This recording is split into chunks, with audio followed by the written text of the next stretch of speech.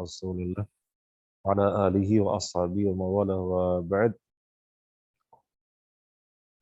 Alhamdulillah kembali kita bersama Thalabul Ilmi dalam hal ini mengkaji Al-Mabadi Al-Awwaliyah yang berisikan usul fiqh dan kaidah fiqh. Kaidah yang ke-37, Al-khairul muta'addi afdalu minal qasir.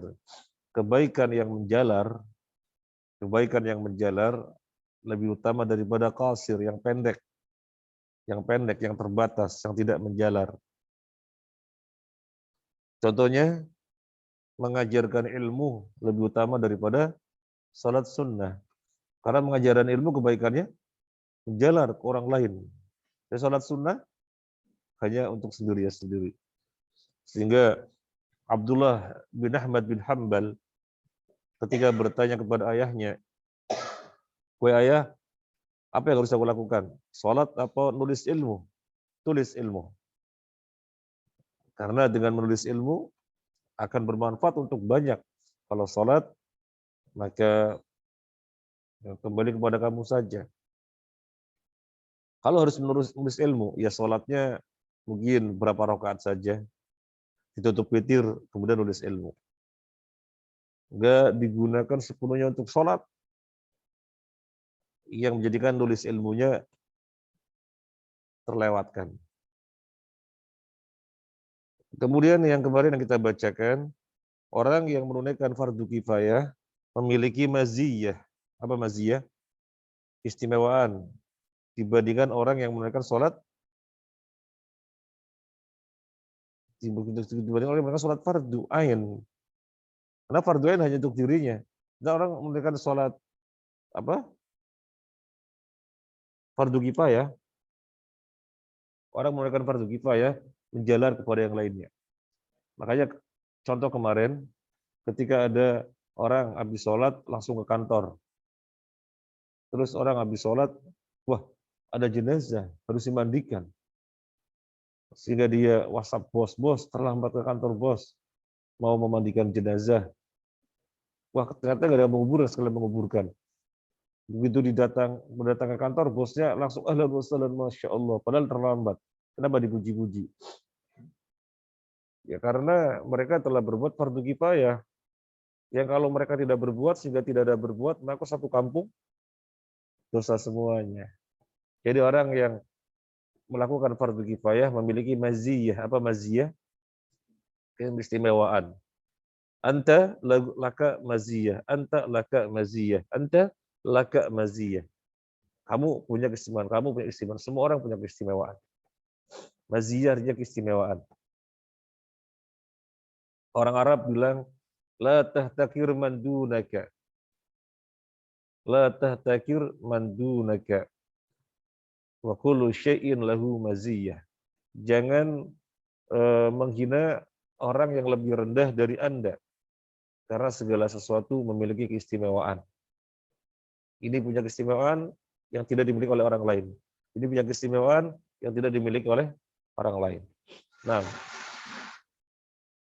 itu mempraktekkan maziyah. Maziyah artinya apa? Keistimewaan. Kemudian contohnya nadhoma dari Suyuti. Masih hafal? Masih hafal? Idza mata banu Adam laisa yajri alaihi min fi'alin ghairu asyrin. Ulumun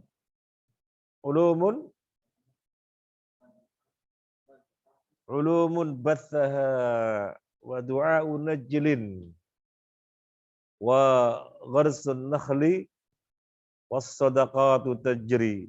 Terus.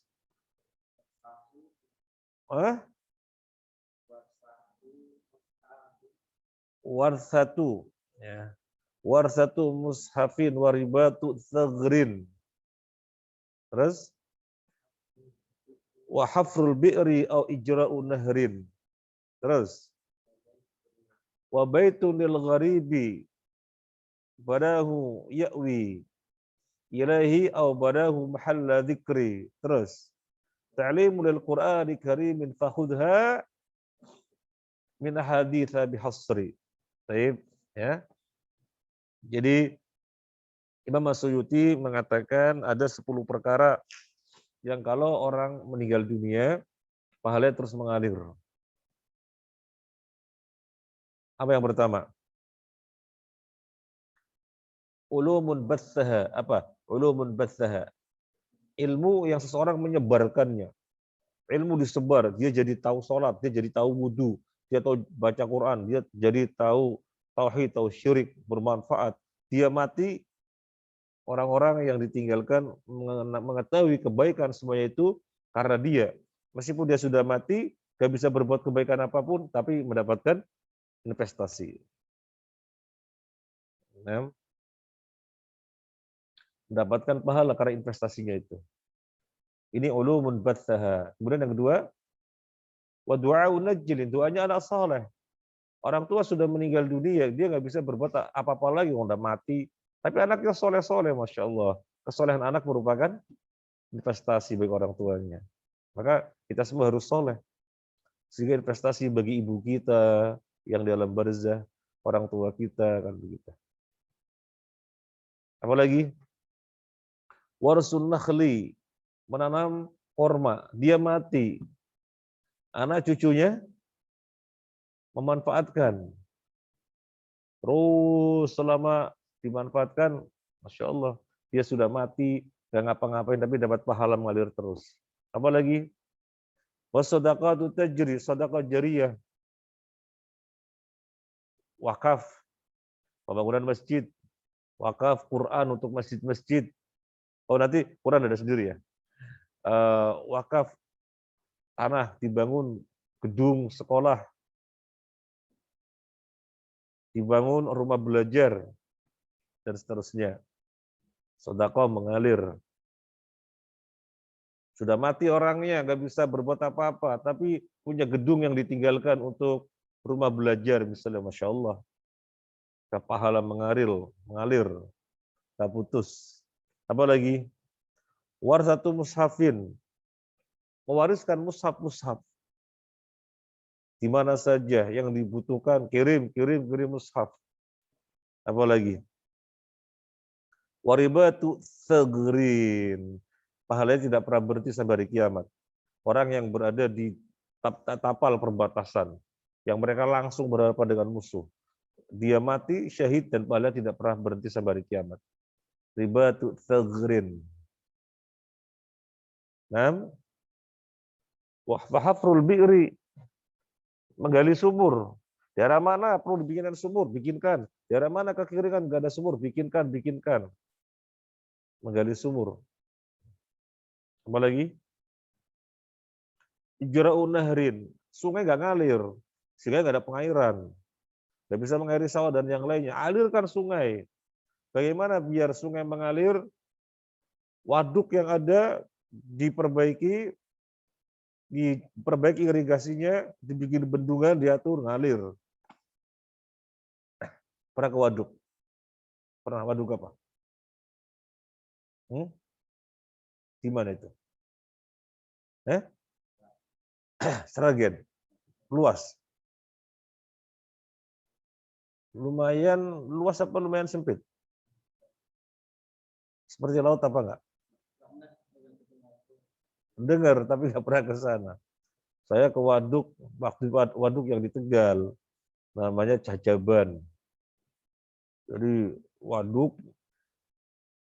dialirkan mengairi sekian ribu hektar, diatur, melewati desa-desa diatur, sehingga semuanya bisa mendapatkan irigasi dengan baik, sehingga semuanya bisa tanam padi.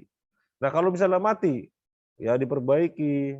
Nah namanya ijra'un nahrin, mengalirkan sungai. Apalagi wabaitul gharibi, bikin rumah singgahan.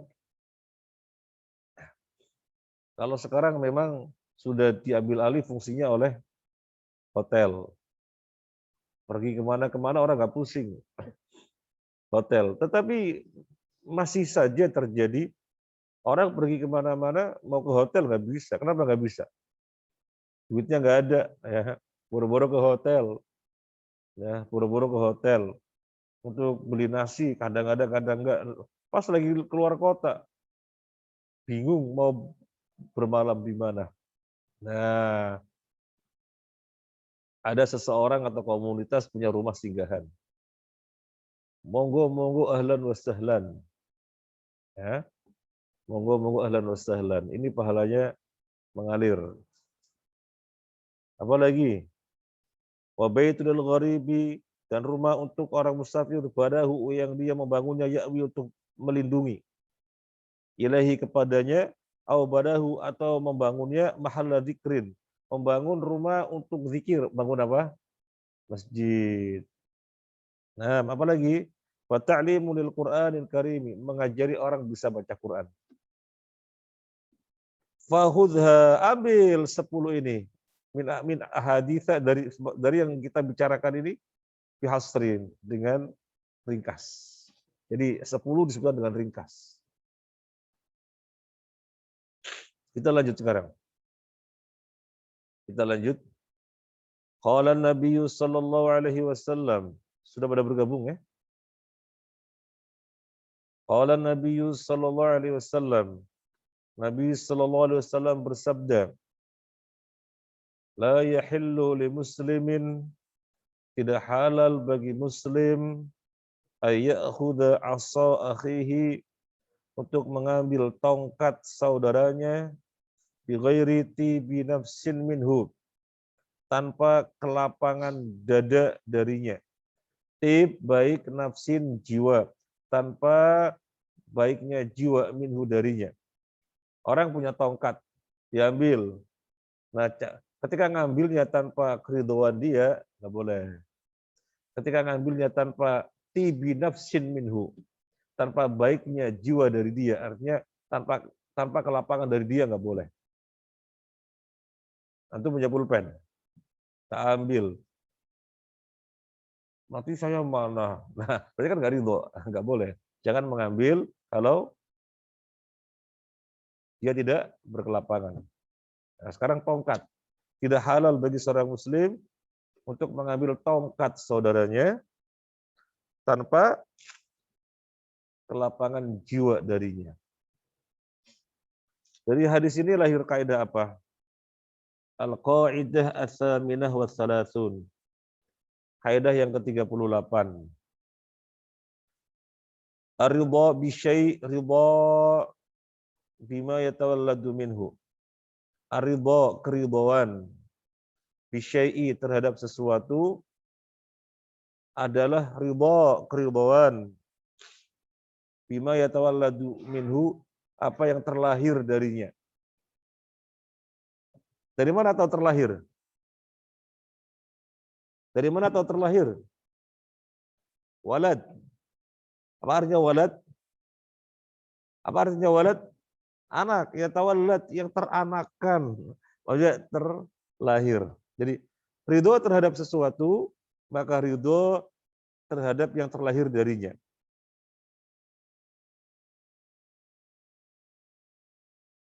Mas Ridwan,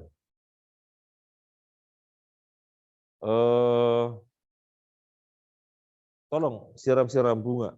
Siap. Ridho kan? Terus bajunya basah. Lah, bajuku basah. Gak terima aku. Kira-kira benar apa enggak? Enggak benar. Kenapa?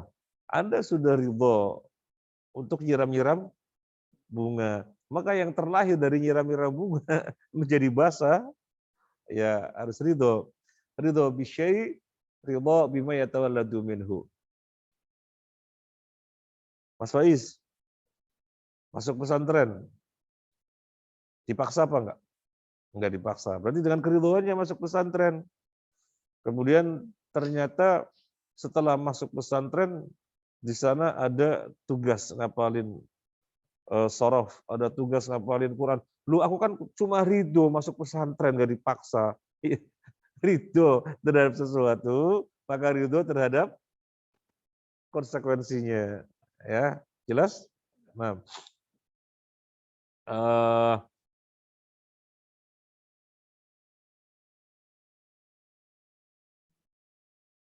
Mas Ansari,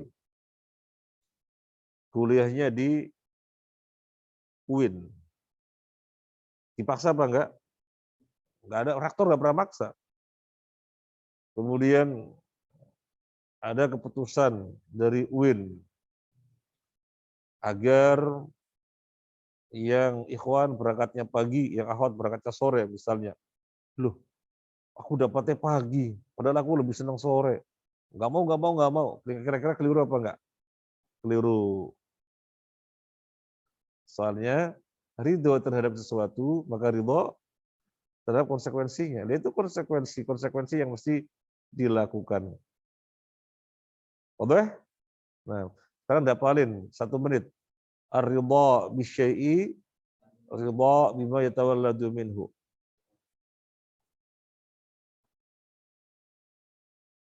Ar-ridha bisyai'i, ridha bima yatawalladu minhu. Ar-ridha bisyai'i, ridha terhadap sesuatu. Ridha, maka ridha bima yatawalladu minhu, atas apa yang terlahir darinya.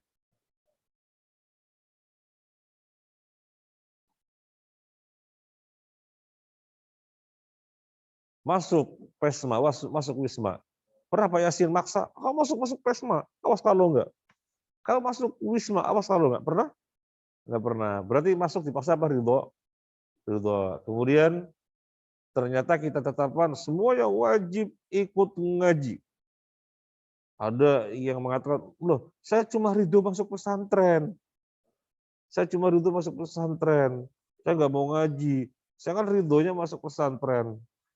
Kemudian datang ke hakim. Nah, sampai harus ke hakim urusannya. Di sini yang diadili Pak Yasin sama seorang santri atau santriwati. Kenapa Pak Yasin? Ya, saya tetapkan agar ngaji, agar ikut seluruh kegiatan. Terus kalian santri-santriwati, loh Pak Hakim, kata santri sama santriwatinya, kami kan hanya ridho masuk pesantren, gak dipaksa memang. Kami ridho masuk pesantren. Tapi kok disuruh ngaji? Oh, hakimnya sudah belajar usul fiqh. Ar-ridho bisyai'i, ridho bima yatawalladu minhu. Anda ridho terhadap sesuatu, maka harus ridho terhadap apa yang terlahir darinya. Ada yang dimenangkan siapa? Dimenangkan siapa? Pak Yasin menang. Nah, jelas? Apalin Mas Disono yang keras. Ar-ridha bisyai'i yarhamukallah. Nah.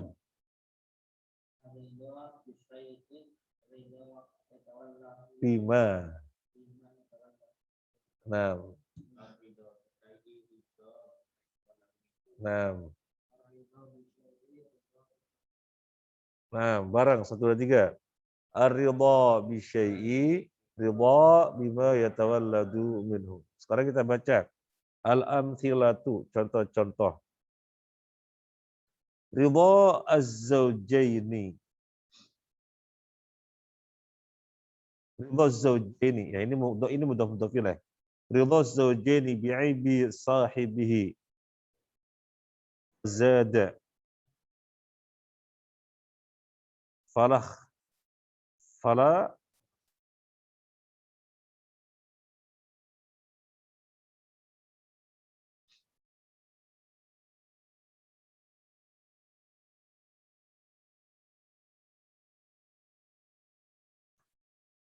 cetak ini ya. Ini bisa fala khiyara ala sahih atau fala ikhtiyar. Bisa khiyar, bisa ikhtiyar. Salah cetak ini. Kemungkinannya salah cetak.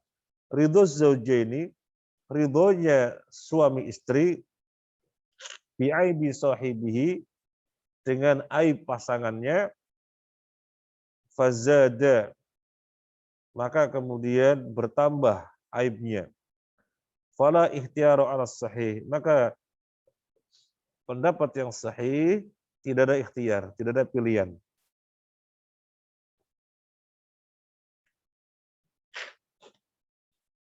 Contohnya begini, misalnya suami istri, nador. Nador itu kan proses sebelum menikah ya, nador. Ketika nador, ya, ketika nador, suaminya melihat, bukan suami, belum suami, ya, ikhwannya melihat, istri juga melihat, boleh saling melihat? Namanya nador kok ya, saling melihat. Cuma kan biasanya malu-malu. Laki-lakinya lihat, nanti akhwatnya temungkul gitu ya. Nanti akhwatnya biasanya nyuri pandangan kapan ikhwannya temungkul, liatin gitu. Nanti ikhwannya liatin ketemu bareng, nanti malu temungkul bareng gitu ya. Biasanya kan begitu ya. Iya Mas Ristiono ya. Iya. Nah, nah, nador. Kemudian si ikhwan melihat misalnya si akhwat ada tai lalat di sini misalnya. Ada tai lalat di sini.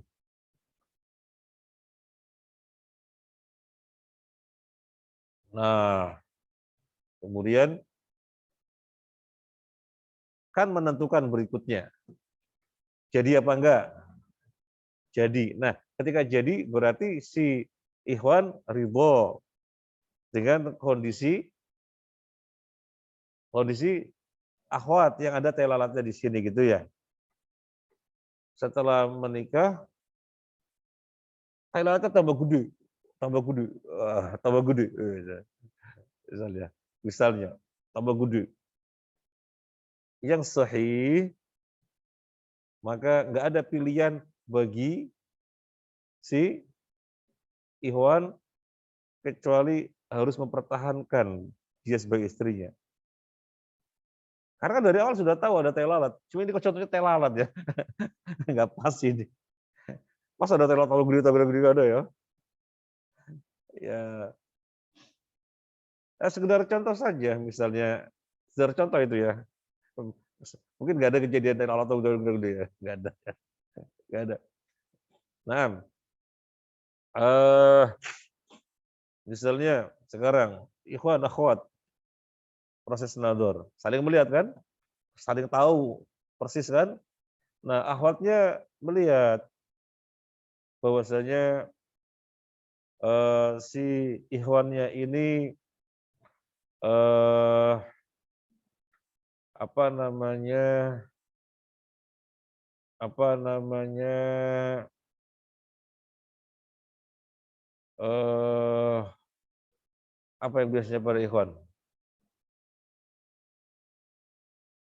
eh, apa biasanya pada ikhwan? Hah? Apa? Oh tangannya patah, tangannya patah, tangannya patah, habis jatuh, habis jatuh. Wah, dan ternyata si istri si akhwat mengatakan iya, nggak apa-apa. Calon suaminya tangannya patah gitu ya.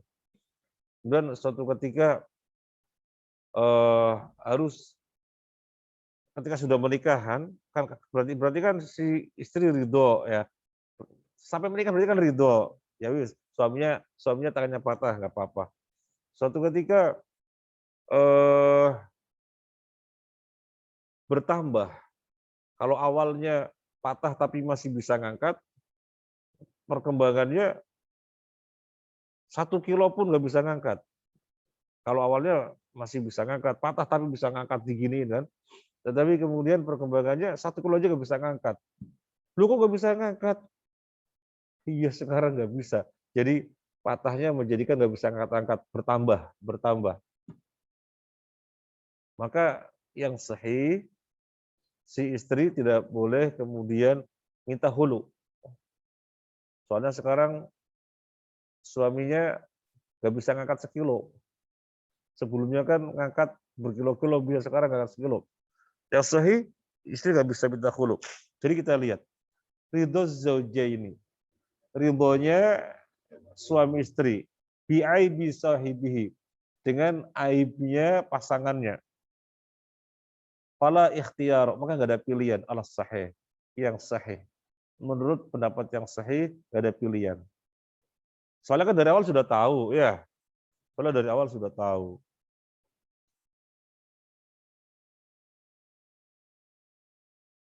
Sekarang saya bertanya, kalau suami istri tidak dikaruniai anak,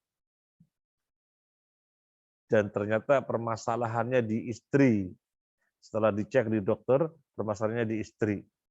Boleh enggak si suami mengembalikan wanita ini kepada orang tuanya? Boleh apa enggak? Jawab untuk PR. Kalau kita lihat kaedahnya, ridho bisyai, ridho terhadap sesuatu. Artinya kan sesuatu yang diketahui kan? Iya kan? Sesuatu yang diketahui. Maka ridho bima tawalladu minhu, ridho terhadap sesuatu yang terlahir. Nah, sekarang kasusnya menikah. Loh, kok sekian lama nggak punya anak? Kemudian dicek, yarhamukallah. Ternyata permasalahannya di istri. Boleh nggak suami mengembalikan? Kamu tak ceraikan. Soalnya menikah dengan kamu, saya nggak bisa punya keturunan. Kembalikan ke orang tuanya. Boleh apa enggak? Hah? Boleh? Ridho bisyai'i, ridho terhadap sesuatu yang diketahui ya. Maka ridho dengan apa yang terlahir darinya. Kalau tadi menikah, di awal diketahui apa enggak dari awal? Dari ketahui nggak punya anak dia. Kalau diketahui dia nggak punya anak, misalnya dari awal diketahui mandul gitu ya. Dari awal diketahui dia mandul dan suaminya terus melanjutkan untuk menikah. Mereka dari awal ridho dong. Ah, ya kan? Ah, kalau ini nggak boleh mengambil dari awal sudah tahu kok kalau dia nggak punya anak. Kemudian melangkah menikah kan berarti ridho. Ya nggak boleh dikembalikan. Jelas. Nah sekarang kasusnya yang saya tanyakan tadi, dari awal nggak tahu kalau istrinya mandul. Calon istrinya mandul nggak tahu. Udah dia menikah, sekian lama nggak punya anak. Kok nggak punya anak? Kita sudah nikah sekian lama. Cek. Setelah dicek, ternyata permasalahannya di istri misalnya. Nah pertanyaannya, boleh dikembalikan? Eh?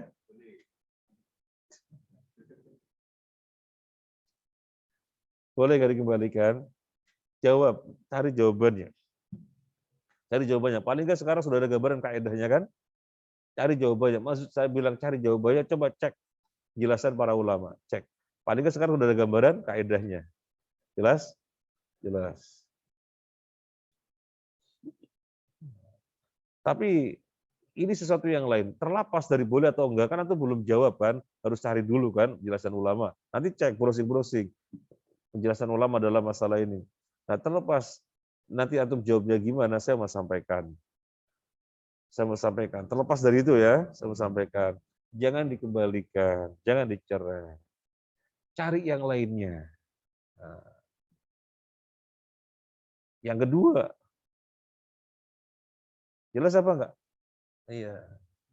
Sehingga istri yang pertama tetap, yang Allah takdirkan nggak punya anak, melalui istri yang kedua, insya Allah bisa punya anak. Nambah. Yang siapa yang nggak mau? Istri yang mana nggak mau? Nggak mau, suruh push up. Nggak boleh menghalang-halangi kebaikan. Nah, ini syariat ya, nggak boleh dihalang-halangi. Lanjut. Minha diantaranya.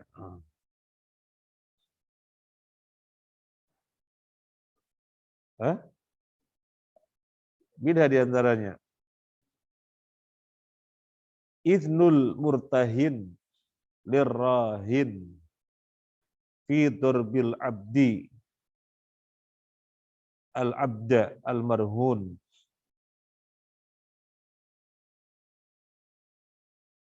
fahalaka fi durbi fala dimana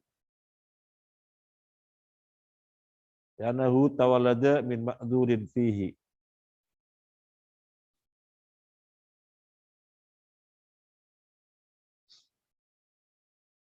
Idnul murtahin, saya terjemahkan bebas ya,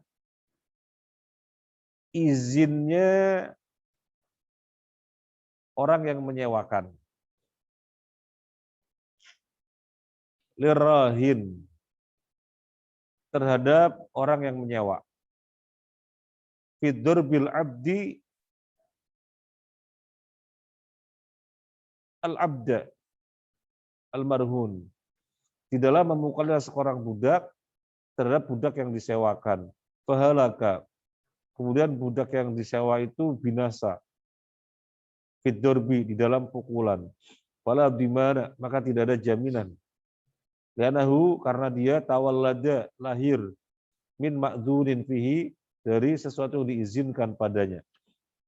Antum boleh bentar gambar. Misalnya begini. Nanti antum baca lagi ya. Ini misalnya begini. Misalnya, Mas Listiono punya budak disewakan. Yang nyewa siapa? Mas Ansori. Saya nyewa budak ente. Nyewa. Budak boleh disewakan? Boleh. Dijual boleh. Disewakan boleh. Disewakan. Nah, Mas Ansori punya budak juga. Nah, Mas Ansori izin ke Mas Sulis. Nanti budak saya boleh mukulin budak ente ya, kalau misalnya dia nggak semangat. Oh boleh, boleh katanya. Terus kerja bareng budaknya Mas Ansori sama budaknya Mas Sulis. Budaknya Mas Sulis bener kurang semangat, dipukul. Oh, semangat. Akhirnya kerja lagi semangat. Gak semangat lagi. Dipukul lagi sama budaknya Ansori. Oh, semangat. Kemudian tiba-tiba pingsan. Apa kemudian Mas Ansori bertanggung jawab? Soalnya kan budaknya mukulin budaknya dia. Tahu jawab apa enggak? Enggak. Soalnya sudah diizinkan. Sesuatu yang diizinkan, di situ ternyata berdampak pingsan atau berdampak misalnya terjatuh, lecet kukunya. Tahu jawab apa enggak? Ya enggak, soalnya sudah diizinkan. Tapi kok kasusnya kok seperti ini ya? Kita ambil kasus dari sekitar kita misalnya.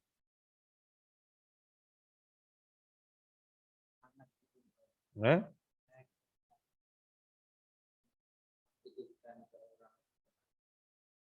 Mas Ansori punya anak, dititipkan ke orang lain. Terus orang lain itu mengatakan, nanti kalau rewel boleh tak jewer?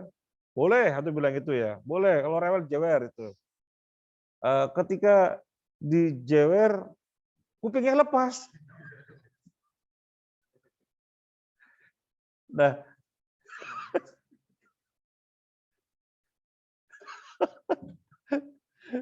ya nggak terjadi, ini kan sekedar contoh ya. Nah, dia tahu jawab apa enggak?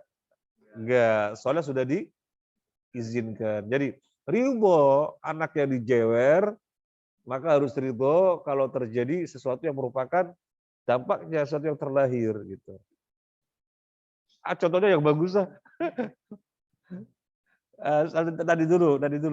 Nah, sekarang contoh dari saya yang bagus, contoh yang bagus.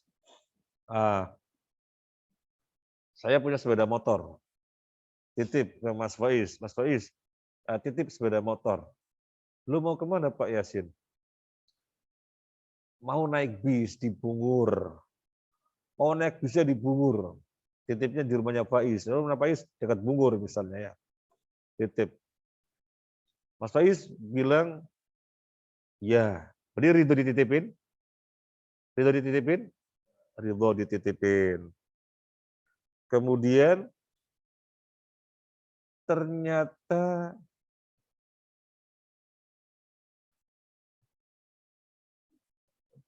apa? Hah? Dicuri.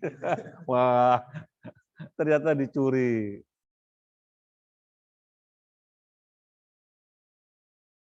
Tahu jawab apa enggak?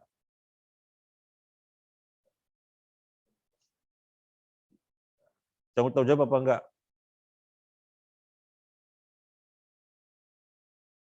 Tahu jawab apa enggak? Tahu jawab apa enggak? Rumahnya Mas Faiz di dekat Bungur. Saya kan mau naik bis, mau ke Tegal naik bis. Mas Faiz titip. Jadi kan saya ridho ya. Saya ridho dititip di rumah Mas Faiz. Dan Mas Faiz juga ridho dititipin. Ya, hilang. Dicuri katanya tadi ya. Rumah antum kenapa? Kok dicuri? Pertanyaan. Tanggung jawab apa enggak? Tanggung jawab apa enggak? Lu antum mau jadi hakim harus ngerti ya gini, kaidah-kaidah. Tanggung jawab apa enggak? Hah? Kalau Mas Faiz orangnya bukan orang yang lalai, dia orang yang menjaga dengan semestinya, ya. Kunci pintu rumah dikunci, pagar rumah dikunci. Ternyata malingnya itu bukan lewat pintu, bukan lewat pagar, tapi lewat mana? Pagarnya dijebol. Dalam keadaan dikunci gembok kan, dijebol. Pintunya juga dijebol, ngambil sepeda motor. Saya nggak boleh menuntut. Kenapa saya nggak boleh menuntut? Karena saya ridho titip ke dia, dan dia orang yang menjaga. Lain halnya kalau dia lalai. Pagernya nggak pernah dikunci, pintunya nggak pernah dikunci, buka terus. Kemudian kecurian. Nah, berarti kan lalai. Kalau lalai berarti bertanggung jawab karena kelalaian. Tapi kalau bukan orang yang lalai, saya nggak boleh menuntut. Karena saya ridho menitip ke dia, maka ridho dengan apa yang terjadi. Oke? Ridho bisyai' ridho bima yatawalladu minhu.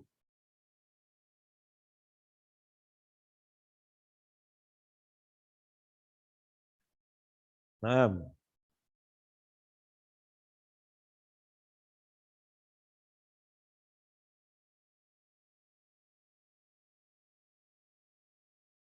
kalau contoh yang kedua ini kan pegadaian atau penyewaan. Budak disewa, digadaikan. Sama sama pihak yang dititipin dipersilakan kalau budaknya dia mau mukulin. Ini kan izin. Mati, tahu jawab apa enggak? Yang dititipin pegadaiannya itu. Enggak, soalnya sudah diizinkan. Ridho terhadap sesuatu, maka ridho terhadap apa yang terlahir. Oke? Lanjut. Waktunya sudah habis, 2 saja. Sekarang contoh dari antum. Ya. Eh? Ya, gimana? Siapa?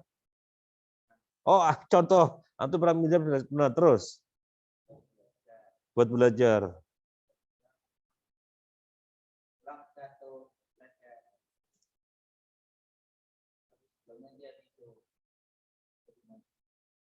Antum pinjam sepeda teman. Antum pakai dengan semestinya. Kemudian lecet. Gimana gitu ya.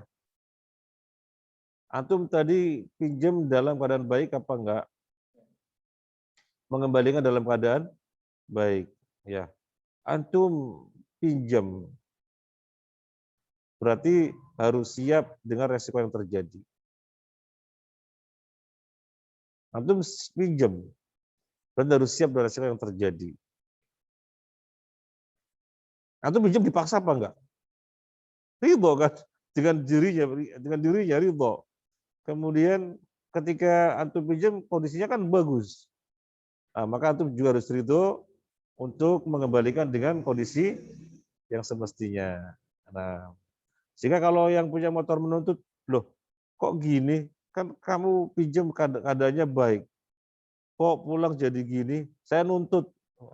Dia nuntut benar apa enggak? Benar. Antum, kan saya cuma ridho pinjam, nggak dipaksa saya pinjam. Nggak bisa. Soalnya ente nggak dipaksa pinjam memang betul. Ente ridho dengan keridhoan sendiri, pinjam sendiri, kemauan sendiri. Maka harus siap dengan konsekuensinya. Nah, jadi ente mesti mengganti. mengecat kembali misalnya atau bawa ke bengkel. Nah, ya. Mas, di sana contoh apa? Mas Bayu ngasih contoh.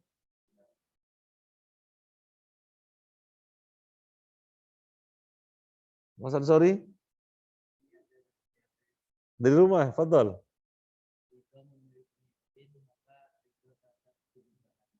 Ridho memilih pemimpin, maka ridho dan sahih. Sahih. Saya memilih pemimpin Ansori. Ternyata orangnya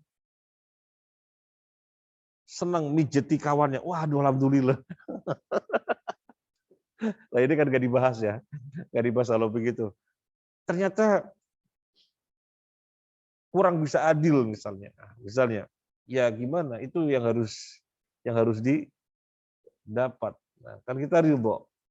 Itu harus didapat itu ya. Makanya jangan sampai memilih pemimpinnya tidak adil. Nanti kita banyak PR. Kalau memilih pemimpin yang tidak adil, nanti kita banyak PR pusing. Waduh, kok ngene, kok ngono, kok ngene, kok ngono, kok begini, kok begono. Maka cari pemimpin yang adil. Nah, betul sekali.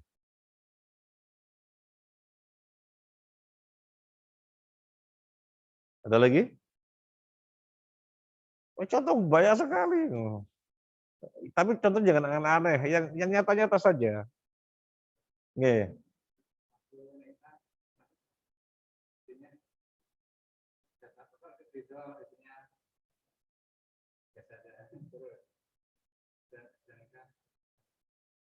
Oh, Ikhwan akhwat nadhar. Si Ikhwan tahu akhwatnya, namanya Nadur kan tahu. Akhwatnya gendut, ya gendut.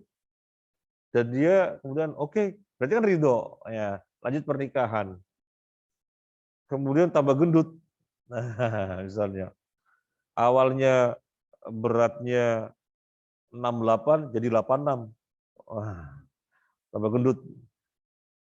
Kemudian si suami itu, udah kok gini tambah gendut, mau tak kembalikan. Yang sahih bagaimana? Yang sahih tidak boleh memilih, karena dari awal sudah ridho. Tidak pilih artinya itu harus diterima. Makanya kan coba lihat yang pertama, ridho zaujeni, keridhoan suami istri, bi'aibi sahibi, dengan aib pasangannya, dengan aib kawan yang punya aib pasangannya. Fazada, kemudian aibnya bertambah. Aibnya bertambah. Fala ikhtiyara fis sahih, maka nggak ada pilihan di dalam pendapat yang sahih. Nah, karena dari awal sudah tahu gendut dan potensinya akan bertambah gendut lagi, gitu ya. Ya sudah itu diterima. Oh kamu tambah gendut. Ya memang dari dulu saya gendut. Tapi kan dulu gak segendut ini. Misalnya begitu ya. Oh nggak bisa. Di sini yang sahih meskipun bertambah, ini kan jika ini kan contohnya gendut, tapi ambil contoh gendut ya. Ini kan jika gendut dipandang aib gitu ya. Sebenarnya gendut aib apa enggak sih? Eh?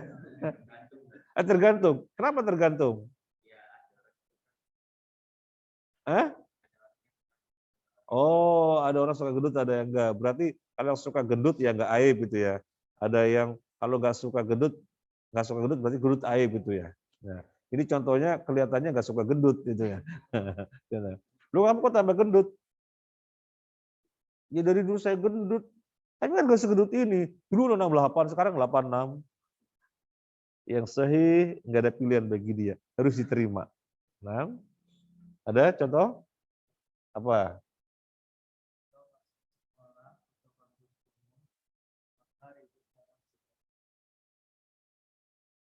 Betul sekali, ridho masuk sekolah mana dia pilih. Dia nggak pernah, nggak ada paksaan kepada dia kok, masuk. Kemudian ternyata sekolahnya menetapkan wajib bayar SPP setiap tanggal 5. Ya wajib dipenuhi. Karena dia sudah ridho, maka apa yang merupakan ketentuannya harus diterima. Loh saya kan memang tidak dipaksa ridho masuk sekolah ini, tapi saya nggak ridho kalau tanggal 5 bayarnya nggak bisa, nggak bisa.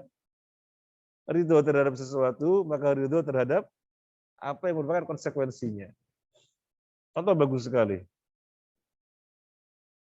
Nah,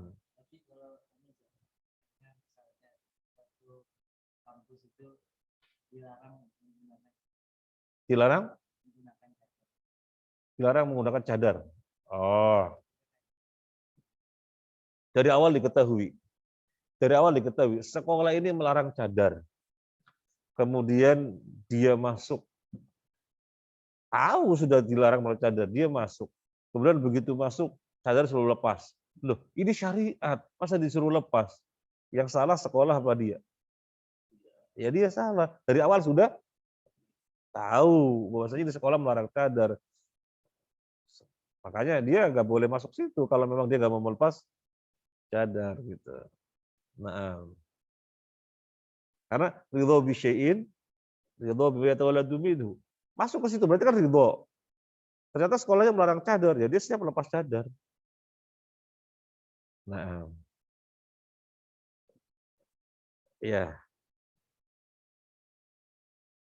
Siapa yang belum kasih contoh? Atau belum kasih contoh? Atau belum? Ridho umroh.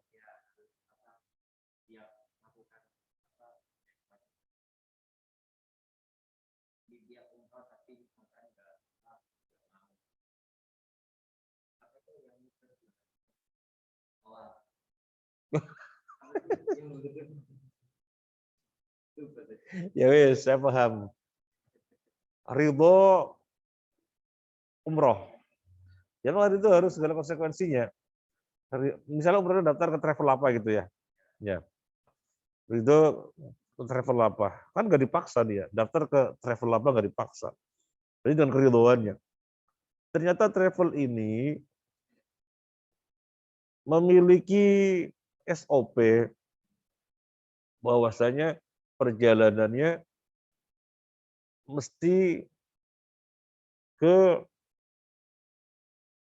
Jeddah dulu, baru dari Jeddah ke Madinah. Saya nggak mau, semuanya langsung ke Madinah. Oh, udah tahu dari brosur ini perjalanannya ke Jeddah dulu, baru ke Madinah. Dia nggak terima, enggak, saya maunya ke Madinah dulu. Datang ke hakim, hakimnya namanya Faiz. Antum memenangkan travel apa memenangkan jamaah tadi? Antum memenangkan travel atau memenangkan jamaahnya?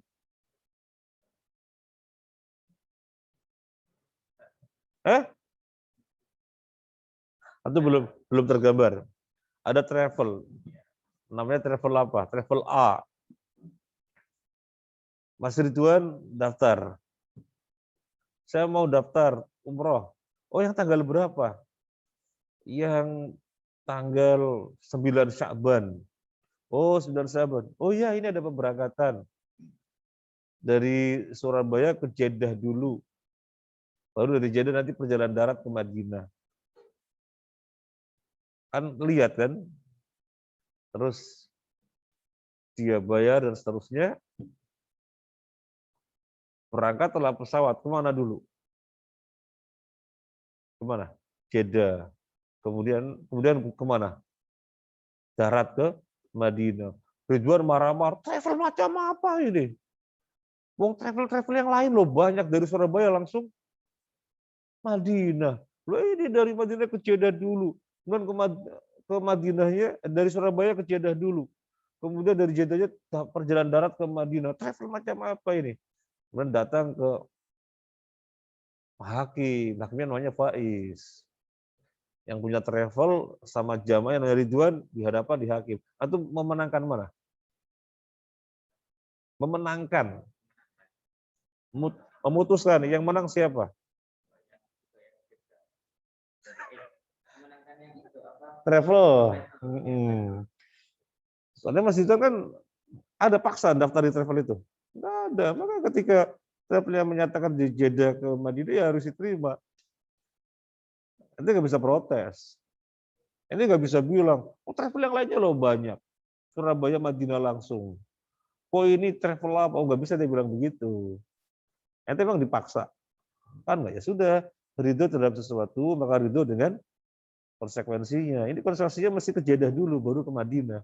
Emang capek ya, capek memang. Kalau dari Surabaya ke Jeddah dulu, kemudian perjalanan darat ke Madinah, capek sekali memang. Saya kalau bisa menghindari. Kalau misalnya tahu, kemana Jeddah dulu, terus baru ke Madinah darat. Biasanya lain kali saja ya. Soalnya terasa capek sekali. Ya, iya kan kita nunggu di Bandara Surabaya sendiri kan sudah lama nunggunya. Kemudian berangkat ke Jeddah juga sudah lama, 10 jam. Kemudian harus nyambung ke Madinah sekitar 5 jam perjalanan darat. Jadi capek sekali. Tapi kalau yang masih muda-muda sih, antum masih muda apa sudah tua tuh? Ada contoh? Nggak ada. Yang gabung berapa orang? Ini saja jazakallahu khairan. Apa kaidah hari ini? Ar-ridha bisyai, ridha bima yatawalladu minhu. Jazakallahu khairan. Subhanakallahumma bihamdika asyhadu an la ilaha illa anta astaghfiruka wa atubu ilaik.